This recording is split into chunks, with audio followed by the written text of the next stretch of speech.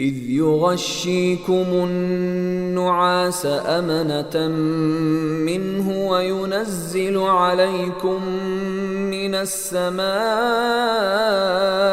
ماء ليطهركم به ويذهب عنكم رجز الشيطان وليربط على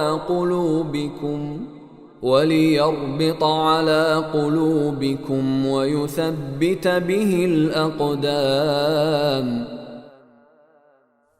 یاد کرو جب تم پر سے گھبراہٹ دور کرنے کے لیے وہ اپنے حکم سے تم پر غنودگی طاری کر رہا تھا اور تم پر آسمان سے پانی برسا رہا تھا تاکہ اس کے ذریعے تمہیں پاک کرے، تم سے شیطان کی گندگی دور کرے، تمہارے دلوں کی ڈھارس بندھائے اور اس کے ذریعے تمہارے پاؤں اچھی طرح جما دے۔ إذ يوحي ربك إلى الملائكة أني معكم فثبتوا الذين آمنوا سألقي في قلوب الذين كفروا الرعب فاضربوا فوق الأعناق واضربوا منهم كل بنان۔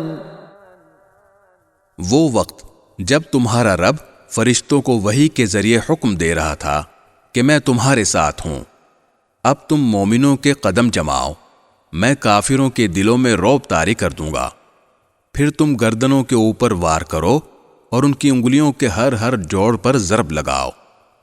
ذلك بأنهم شاقوا الله ورسوله ومن يشاقق الله ورسوله فإن الله شديد العقاب۔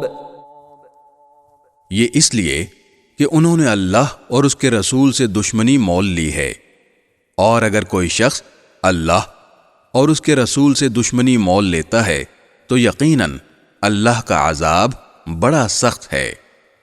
ذَلِكُمْ فَذُوقُوهُ وَأَنَّ لِلْكَافِرِينَ عَذَابَ النَّارِ۔ یہ سب تو اب چکھ لو، اس کے علاوہ حقیقت یہ ہے کہ کافروں کے لیے اصل عذاب دوزخ کا ہے۔